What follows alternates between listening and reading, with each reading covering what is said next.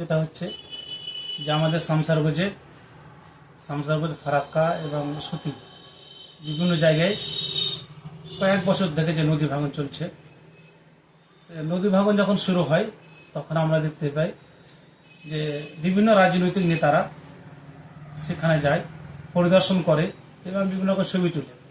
এবার আমরা সেখানে দেখতে পাই যে নদী ভাঙনের সময় কিছু তিরপাল বা কিছু খাবার নিয়ে গিয়ে মানুষের মনটাকে ভুলানোর একটা চেষ্টা করে।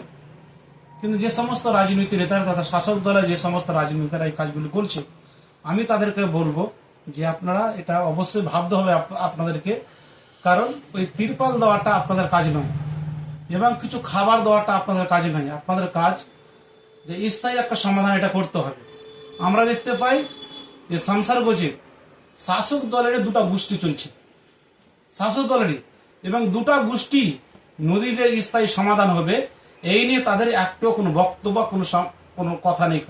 অনেক সময় আমরা দেখতে পাই যে রাজ্য সরকার শাসক দলের নেতারা কেন্দ্রের দিকে ঠেলে দেয়, আবার কেন্দ্র রাজ্যের দিকে ঠেলে দেয়। এইভাবে করতে গিয়ে হচ্ছে কি যে সাধারণ মানুষের যে সুরাহা বা তাদের সমাধান এবং তারা কোনো কিনকেরা খুঁজে পাচ্ছে না খুব।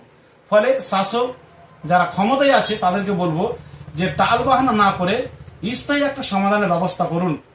কারণ যেভাবে আমরা দেখতে পাচ্ছি নদীর ধারে যে ব্যক্তি সকাল থেকে সন্ধ্যা পর্যন্ত অনেক পরিশ্রম করে একটা তার স্বপ্ন ছিল যে আমি একটা বাড়ি তৈরি করব, বাড়ি একটা তৈরি করলো, ছেলে পেলেকে লেখাপড়া করো, ভালো একটা কোনো কাজ করব। কিন্তু এই বর্ষার সময় তো নদী ভাঙন যখন শুরু হচ্ছে, এই অনেক দিনের স্বপ্ন পরিশ্রমে যে অর্থ দিয়ে বাড়ি তৈরি করা পুরোটাই এই বর্ষার কারণে নদী ভাঙানোর ফলে সে বাড়িগুলো নদীতে তলিয়ে যাচ্ছে এবং তারা অসহায়ের মতন এদিকে সেদিকে ছুটাছুটি করছে। এখানে মন্দির মসজিদ অনেক হিন্দু মুসলিম উভয় সম্প্রদায়ের মানুষের এইরকম একটা ক্ষতিগ্রস্ত হচ্ছে। ফলে শাসক দলকে বলবো যে আপনারা অবিলম্বে কিভাবে এটা সমস্যার সমাধান করা যায় এই পরিকল্পনা আপনারা করুন।